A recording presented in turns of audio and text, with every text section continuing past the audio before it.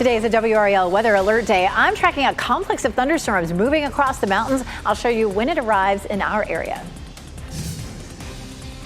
I just think, my gosh, if we would have started there and tried to transition down here, we would have been right in the middle of it. Travelers from the Triangle are in Maui saying they were lucky. We have live updates and new video of devastating wildfires in Hawaii. And 2 people are hurt after a crash in Durham. What led up to the incident, and the driver now on the run.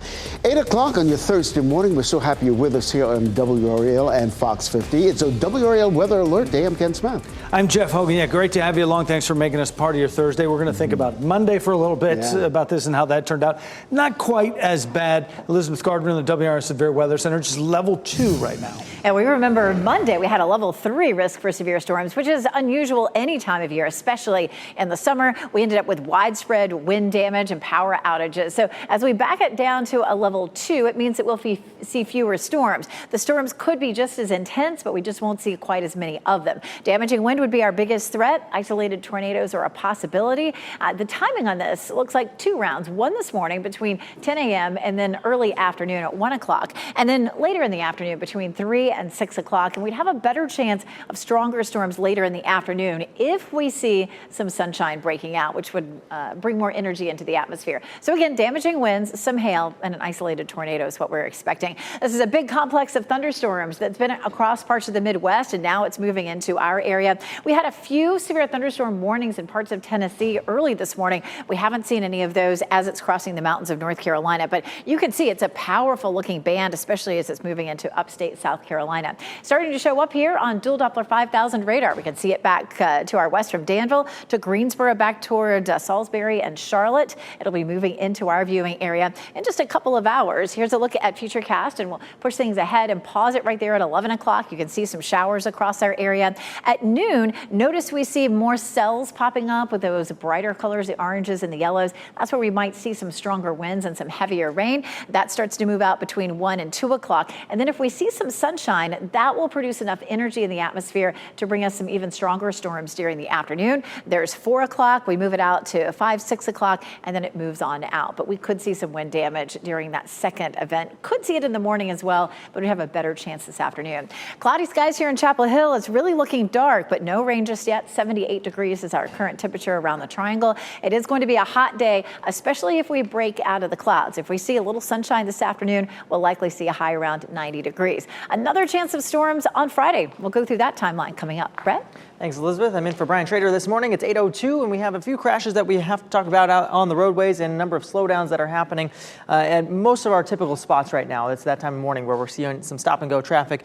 But let's take a look at these first 2 crashes. This is Capitol Boulevard at Trawick Road, and a little bit of a slowdown approaching that Trawick Road intersection as you are heading towards the Beltline. And on the Beltline itself, right there at Capitol Boulevard, that's one of our slower areas right now. Give yourself some extra time if you're in that direction. Lewisburg Road at New Hope Road, that's another crash that isn't seeing any major delays at right now on those sensors. But at Globe Road at Aviation Parkway, another crash to tell you about out there by the airport if you're heading out over in that direction. Not causing any major slowdowns, just another one of those things just to keep in mind as you approach any of those major intersections. Let's take a look at our wide view here as our major routes into the Raleigh area. 8 minutes coming in from US 1 southbound and Wake Forest. There's our live look at US 1 and Tryon Road. That is on the other side of US 1. So far, looks like a pretty smooth ride if you're coming in from the Apex area. Brett, thanks. We have an update this morning about those massive wildfires burning on the Hawaiian island of Maui. Local officials announcing the death toll now up to 36. Those deaths are in the town of Lahaina, where this video shows this historic community just burned to the ground. The lieutenant governor saying that the road to recovery will take years. Now, we also learned in a 3 a.m. news conference that more than 11,000 people have been evacuated from the island since the fire started. Another 2,000 are expected to fly out later today. Now, the island's main highway is back open again, giving more people a chance to get to the airport and get out. WRAL's Laura Levine joining us live from the airport right now. And Laura, Hawaiian officials are encouraging tourists to delay their trip for right now, but we're hearing from North Carolinians already in Maui. We spoke with a family from Garner who traveled here from RDU to Hawaii for a 10-year anniversary celebration and a birthday celebration. And as we know, they're now dealing with a very difficult and devastating situation. Get a look here at this video where you can just see the damage of the island up in flames. Crews continue to battle fires in Maui and the Big Island, which have been fanned in part by strong winds from Hurricane Dora, a Category 4 storm. This, coupled with dry spells and lack of rain, really made the situation worse. As we know, at least 36 people have died in the fires in Maui, and at least 271 structures have been damaged or destroyed in the western Maui town of Lahaina. The family from Garner we spoke with, well, they say they are located in the southern part of the island, which is a good thing, but they could still see and hear the winds blowing the flames at a rapid pace. We were planning to go to that side of the island today for the second half of our trip, and there was no notification from the hotels. We found out that all the power's down, the phone lines are down, and it was just kind of a scary moment to figure out, like, what are we going to do? Officials say that the full extent of damage will not be known for weeks or even months. And of course, there are still many more people that are unaccounted for. Laura Levine, WRAL News at RDU. I want to take a look at this video showing the desperation people in Maui are dealing with. There are reports that several people tried to escape those wildfires by jumping into the ocean. This cell phone video captured by a man on a boat as the flames and smoke filled the air. The U.S. Coast Guard rescued 14 people from this body of water. I'm Michael Grace in the WRAL breaking news tracker in Durham, where police are investigating a hit and run that happened at around 3:30.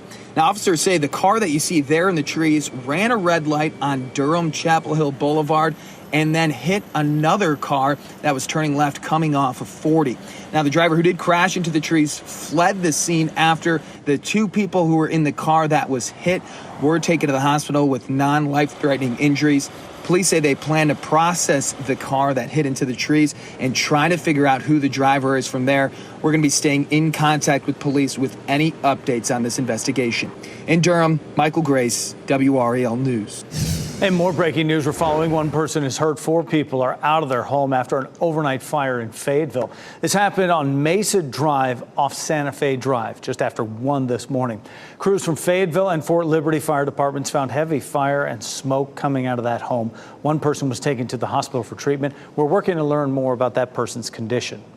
Police in Raleigh are working to make an arrest after a woman was reportedly kidnapped near Crabtree Valley Mall.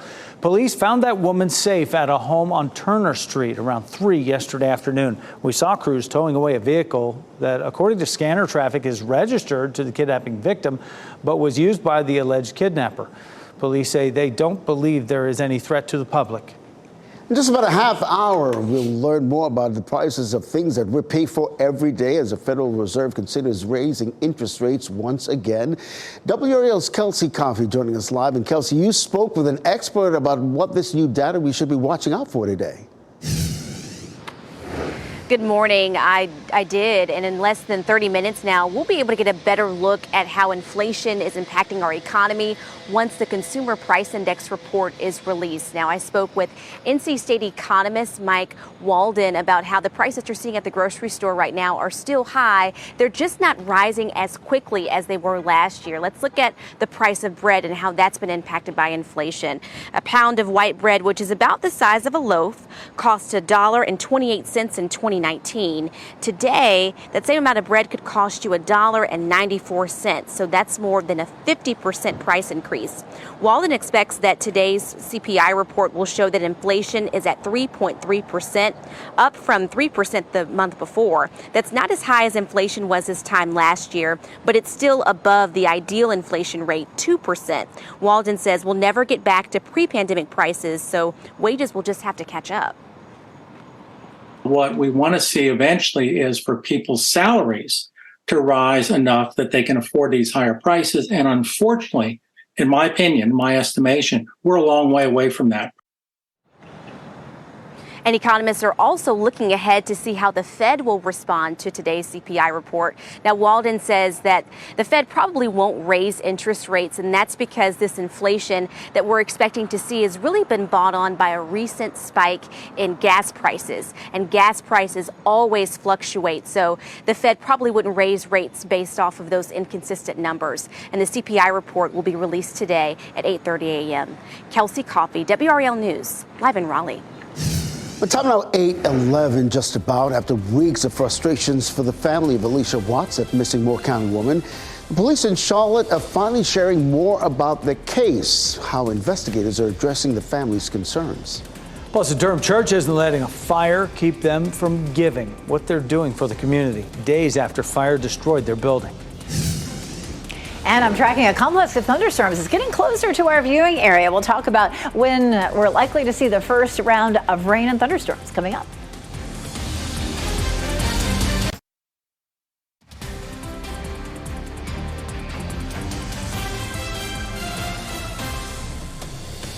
(8:13) is the time right now on our Thursday morning. This is a live look at Sanford. Good morning to you. Lots of clouds from the Triangle all the way down to the Sandhills as you watch WRAL News, available on the WRAL app, on YouTube TV, and on any streaming device you have where you can catch our news. Elizabeth Gardner in the WRAL Severe Weather Center right now at WRAL Weather Alert Day, and we see those clouds. Now we look at the radar, Elizabeth. This is bearing down. It is. We take a look at the big picture, and this is a huge complex of thunderstorms. A lot of the thunder and lightning is shifting southward into South Carolina and Georgia. We'll zoom in on this, and you can take a look at where the leading edge of the rain is. And it's actually getting pretty close to our viewing area. I'm going to show you how close that is coming up in a minute. But I want to point out where we've had some severe thunderstorm warnings earlier this morning. This was in the 5 o'clock hour on the other side of the mountains. So as this has crossed the mountains, we haven't seen any more warnings.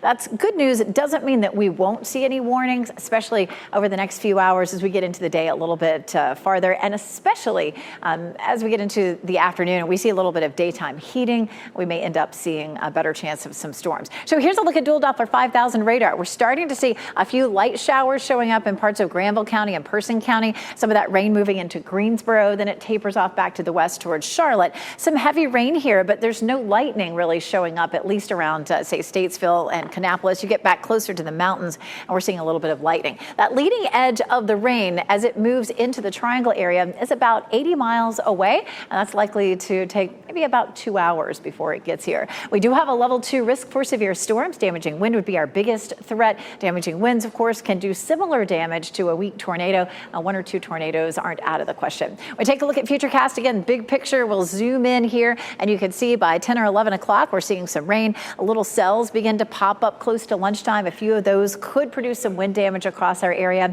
And then if we see some breaks in the clouds, that sunshine will produce more energy across our area and give fuel to the potential for some stronger thunderstorms this afternoon between 3 and 6 p.m. Some of the models are backing off on that a little bit. It will really depend on whether or not we see some sunshine. If it stays cloudy, we won't have as much fuel in the atmosphere for those thunderstorms. Our first round of rain and storms, of course, likely as early as 9 o'clock. Right now it's 8:15, so starting to see a little bit of that up in Person County already between 11 and 1 in the middle of the viewing area, and then our I-95 corridor between 12 and 2 o'clock. And then we're looking at the potential for that second round as well. Friday also looks like it could bring some storms. It's likely to be quiet first part of the day. There's lunchtime into the afternoon, a few isolated showers, but during the evening, there could be some thunderstorms. If you're going to be at an outdoor concert or eating dinner outside on Friday, we may see some of those storms, but it's just a 30% chance, 70% chance today, 20 Sunday, and 50 on Monday. So we do get back into a better chance of storms early next week. We take a live look at what's happening across our viewing area. Right now, everything is dry. Chapel Hill's going to be one of the first places to start to see some of that rain, but it's currently dry. Sanford seeing some of that rain early, as well as up around Roxborough. So today, WRAL Weather Alert Day. Once we get past Friday, we start to look ahead. We're looking at more heat for the weekend with temperatures in the mid-90s. I'll show you our chances for a heat advisory coming up. Brett? Thanks, Elizabeth. Let's take a look at traffic. I'm in for Brian Trader this morning. It's 8:16, and a couple of those crashes that we were following on Capitol Boulevard and Lewisburg Road have since cleared. So that's some good news right now. but we do have a brand new crash down in the Fuquay, Holly Springs area on Broad Street at Wilbon Road. It's not causing any major delays on our sensors, just something to keep an eye out if you are in that area. Another one that we're continuing to follow is at Aviation Parkway and Globe Road, that intersection. Again, that one not picking up any other big delays, but we are keeping an eye on it just in case it is causing any kind of slowdowns. Along 440, the Beltline, it is just picking up a 1-minute delay on 87 to Wade Avenue, but I did want to pull this up just because there are a number of pockets of slowdowns, especially as you approach Capitol Boulevard. Give yourself a little bit of extra time if you head in that area towards Wade Avenue. US 1 at Tryon Road, that's our live look right there on the south side of Raleigh, coming in from the Apex area. Things looking smooth down in that area, Ken. Beth, thanks. Well, more than 3 weeks after a Moore County woman disappeared, police in Charlotte, Mecklenburg County speaking about the case for the very first time. After weeks of frustration from family members, Charlotte Mecklenburg police are finally addressing their concerns. Investigators say they're piecing together a timeline of Alicia's last known whereabouts and answering questions about her boyfriend, James Dunmore. Is James Dunmore a person of interest? So person of interest is kind of it can mean a lot of different things. Anybody who's connected with Alicia in any way is of interest to us. And I can tell you that he has not been taken into custody by us. Well, Captain McNally adds a missing persons investigation can go in many directions, but what's most important now is to follow leads and put things to rest as quickly as possible. Raleigh police are trying to track down a woman who they say shot another woman in downtown Raleigh, and it happened outside the Wake County Human Services building yesterday afternoon. WRAL spoke to a witness who says the shooter ran out of the building and attacked another woman by punching her. And then moments later, the two separated, and that's when the suspect fired shots. We were told that victim was rushed to the hospital with serious injuries. Anyone with information is asked to call police. Well, the family of a little boy murdered in Wilson 3 years ago is honoring his memory. Cannon Hennett's family gathered for a vigil last night to mark the anniversary of his 2020 death. Cannon was riding his bike when he was shot and killed by a neighbor. That man, Darius Sessoms, is now serving a life sentence without possibility of parole. Cannon's mom has a message about kids being victims of gun violence. Don't put the kids in the middle. They're innocent. They have a whole life ahead of them, and us adults, they look at us to protect them. My mind was not there. Cannon's mom has previously said people who kill children should face the death penalty. She says she's working with state lawmakers to create a new law in her son's name.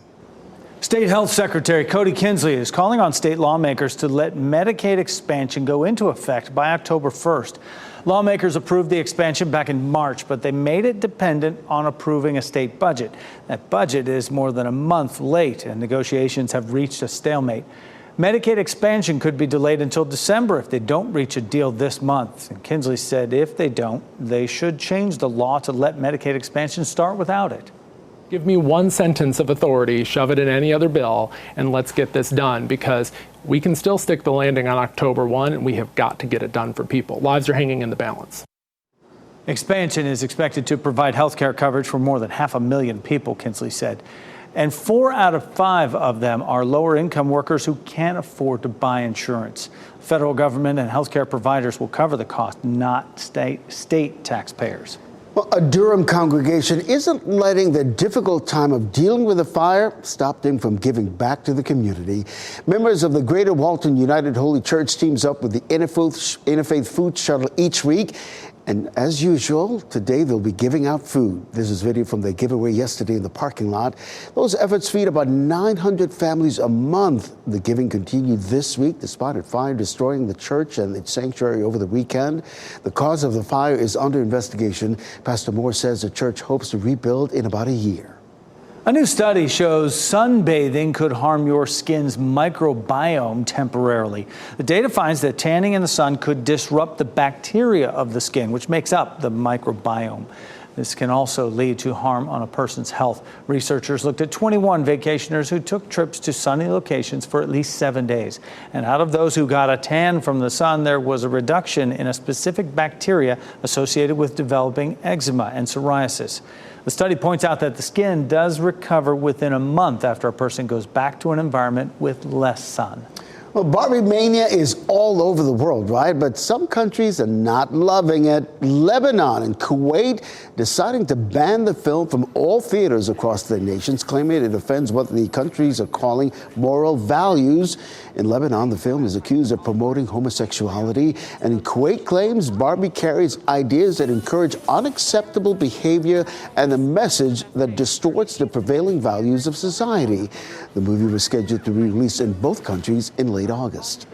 Watching your favorite shows and movies on Disney Plus is going to cost you more. Disney plans to raise the monthly price for ad-free streaming from $10.99 to $13.99. That change will come in October.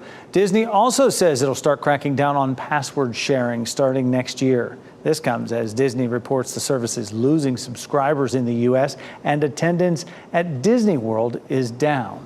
You know, it's interesting. I heard Renee make this point earlier. And she said, you know, you're cracking down on password sharing, you're raising prices. That's why people are sharing passwords. Right. You can't say that they force them into the situation, but people are going to look for ways around it, right, when it gets too expensive. But Netflix got folks' attention when they did this, and it's got people talking about it. And also now I think others watch closely and follow suit. Yeah, absolutely. Twitch streamers community giveaway turned into a dangerous situation that got quickly out of control. Still ahead, Kai Cenat reflects on the event as he returns to stream. Heading to break, we're going to give you a live look now at Warrenton. We'll check back in with meteorologist Elizabeth Gardner checking on our WRAL Weather Alert Day. As you get into your car, tune to WRAL News Plus on your radio. In Raleigh on 99.3 FM. In Durham, 96.5 FM. And everywhere on 101.5 HD3. Good morning at 8:26. I'm Ken Smith. It's a WRAL Weather Alert Day. With that in mind, let's get right to meteorologist Elizabeth Gardner tracking it all for us. Let's start with the big picture here. This is a large complex of thunderstorms that's moving across the mountains and getting closer to us. We just had a new severe thunderstorm warning pop up near Greenville, South Carolina. That's not currently close to us, but it's the first one that we've seen since about 5 a.m. So as this moves closer to us a little later this morning, it's an indication that we could see at least a few of these storms become severe this morning. We're starting to see just a little bit of light rain up here in Person County and even closer to Henderson as well, but we're not seeing the thunderstorms here just yet. Probably another 2 hours before we start to see those. Damaging wind would be our biggest threat from this level 2 risk. We have our first round this morning between 9 and 10 and around 1 o'clock or so, and then the potential for some more storms developing later this afternoon. Some of those could also be severe. Brett? Thanks, Elizabeth. Let's take a look at traffic. Our live look at I-40 at Harrison Avenue. A number of cars out there on that stretch of roadway as people head to work here just before 8:30 this morning. But a number of our crashes have cleared, and we aren't seeing major delays into the Raleigh area, down to a 6-minute delay on US 1 southbound. Over in the Durham area, all of our major routes coming in and out of Durham right now, they are pretty much delay-free across the board, Ken. Brett, thanks. The death toll in those devastating wildfires in Hawaii now up to 36.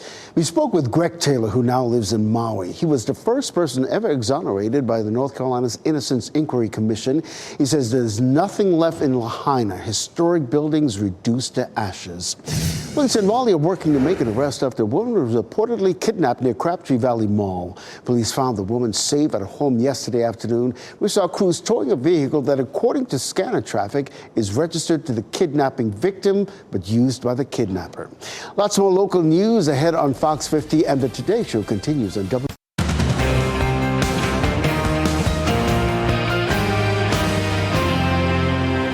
Today is a WRAL Weather Alert Day. I'm tracking this cluster of thunderstorms moving closer to our viewing area. I'll show you when it will arrive in your area and what to expect.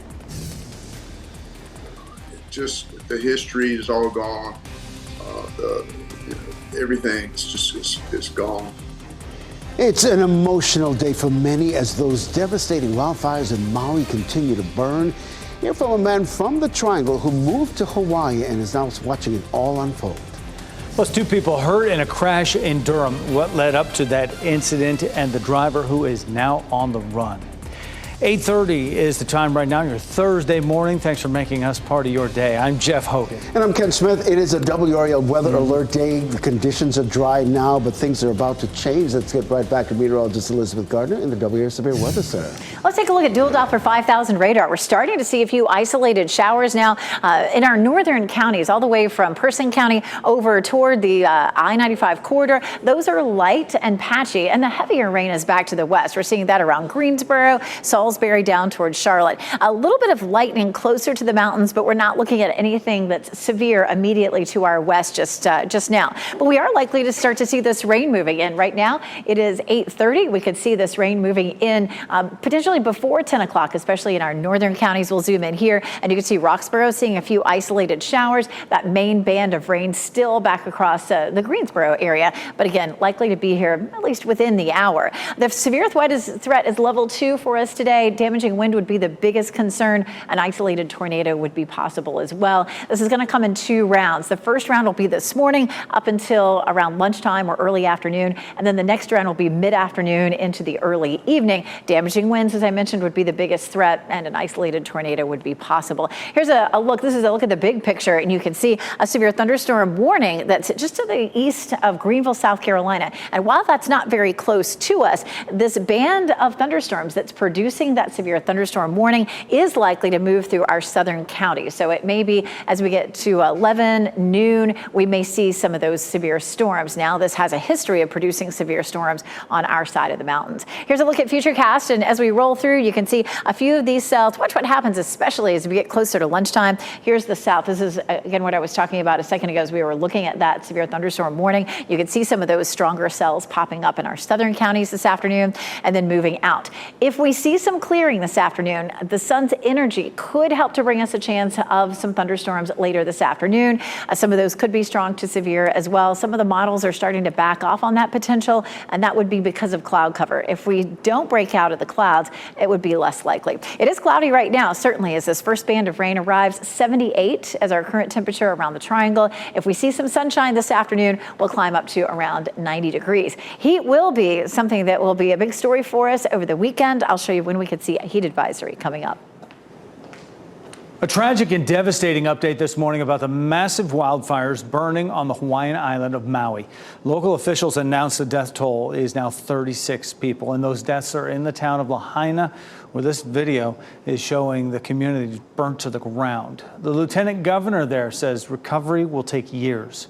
We also learned in a 3 a.m. news conference that more than 11,000 people have been evacuated from the island since the fire started, and another 2,000 are waiting to fly out later today. The island's main highway is back open again, giving more people a chance to get to the airport and get out. WRAL's Laura Levine explains Hawaiian officials are urging tourists postpone trips to the islands, but we are hearing from North Carolinians who are still there. As we know, Hawaii is a very popular vacation spot. We're hearing today from people who traveled here from RDU to Hawaii for a vacation that are now experiencing a very difficult and devastating situation. We're also hearing from a man who actually moved to Hawaii, and we spoke with him about what he's seeing. And this is it. Get a look here at this video where you can really see the heart-wrenching images. The entire island there up in flames. Crews continue to battle fires in Maui and the Big Island, which have been fanned in part by strong winds from Hurricane Dora, a Category 4 storm. This, coupled with dry spells and lack of rain there, has made the situation even worse. At least 36 people have died, many more unaccounted for at this time. And at least 271 structures have been damaged or destroyed in the western Maui town of Lahaina. We spoke with Greg Taylor, a familiar name here in the Triangle. He was exonerated after serving 17 years in prison for a crime he says he didn't commit.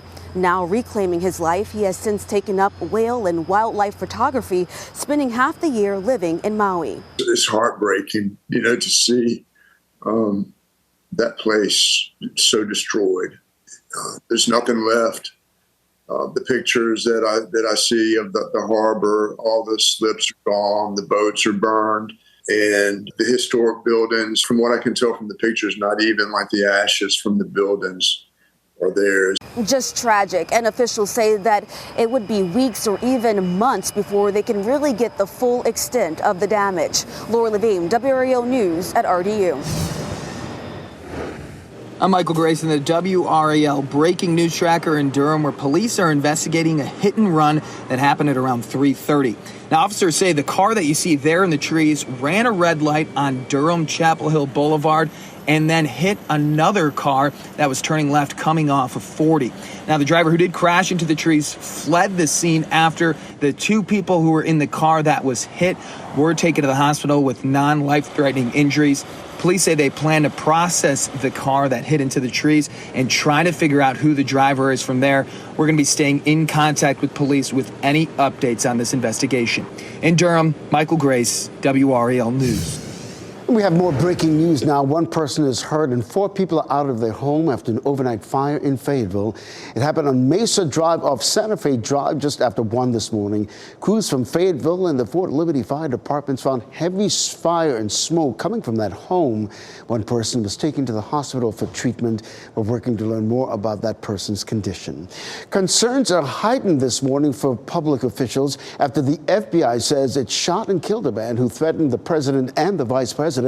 Capitol Police say the amount of investigations they have right now regarding threats to political figures is historically high.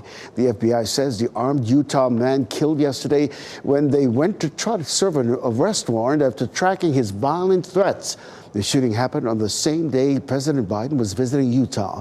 He's been identified as Craig Robertson. As of right now, the FBI hasn't released any further details about the shooting. Production at a Harnett County farm produce facility will be slowed for the next few days as it works to recover from this fire. The WRAL breaking news tracker was on the scene last night at Parridge Road. Fire crews say they are now working to determine what caused the fire. We're told it happened in the area where they keep the agriculture fertilizer. Fortunately, that fire did not spread to the tanks where gasoline is stored. No one was hurt. Well, new data in North Carolina shows COVID cases are on the rise again. The State Department of Health and Human Services says 267 people ended up in the hospital for COVID-19 in most recent reported weeks. That's up from 239 the week before. And it found 20.6 million COVID particles per person in wastewater. That's up from 17.3 the previous week and the highest number since the end of January. The CDC says a new COVID-19 strain may be to blame. About 17% of new cases in the U.S. are from the EG5 variant. It causes similar symptoms as other variants, but scientists believe it's slightly more resistant to antibodies. They say now new vaccines coming out soon will boost immunity against the EG5 strain. Just into the WRAL Live Center, we have the newest snapshot on where inflation stands in the U.S. The government just put out its Consumer Prices Index report for July, and it says that inflation rose 0.2% from June to July, and it rose 3.2% from a year earlier. So this is pretty close to what economists predicted for this report. It is still a sharp slowdown from the 9.1% inflation rate that we saw June 2022. That was the highest in 4 decades. This July rate may be a plateau mark. Economists are predicting that inflation will stay around that 3% mark for the rest of the year, and that would be above the 2% that the Fed feels is ideal for prices to stabilize. So it is still considering a rate hike.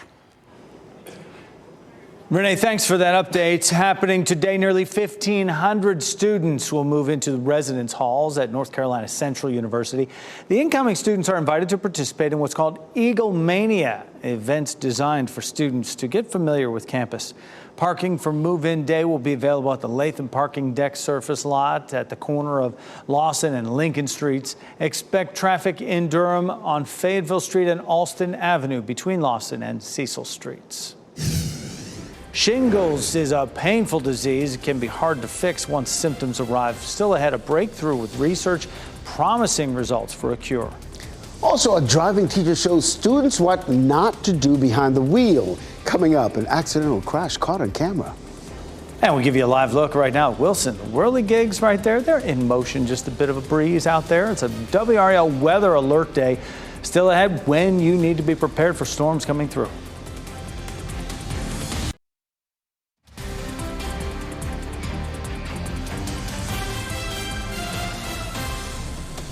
8:43 now as we look live at North Hills. You can see conditions are cloudy but dry right now, but things are about to change in the next few hours or so.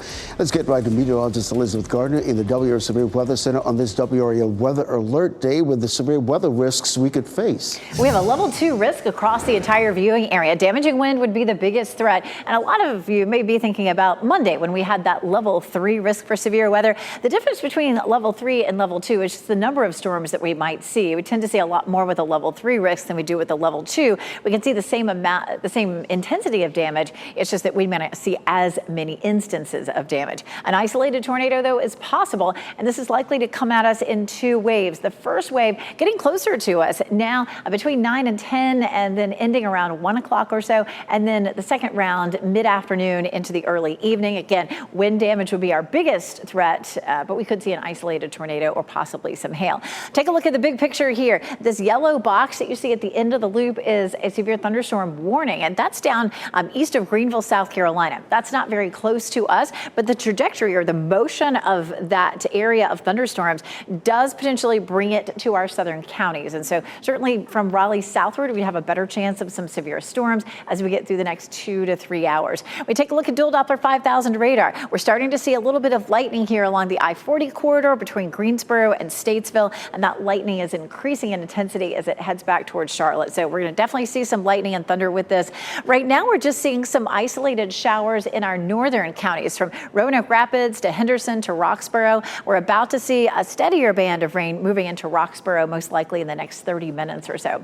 Checking Futurecast as we roll through this morning. We'll take a look here at 9 o'clock. This version of Futurecast is running a little more slowly than what we're actually seeing. It's 8:45, and we're seeing some of that rain just maybe about 30 minutes slower than what's actually happening. So expect to see some of this rain moving in as early as 9:30, 10 o'clock. We'll see that potential for some scattered storms down in our southern counties in particular. Again, we have a history of seeing at least one severe thunderstorm warning just back to the west. And then that's likely to continue until 1 or 2 o'clock in the afternoon.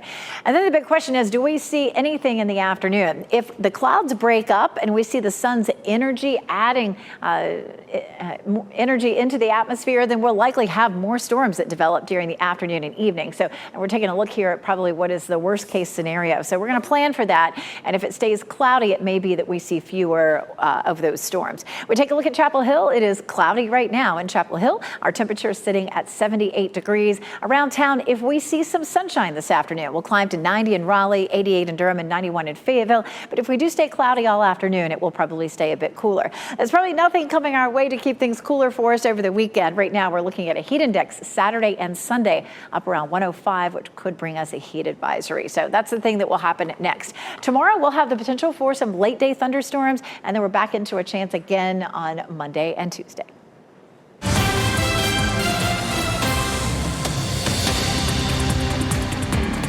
Well, who says there's no such thing as a free lunch? Well, Taco Bell has a free taco offer every Tuesday for the next few weeks.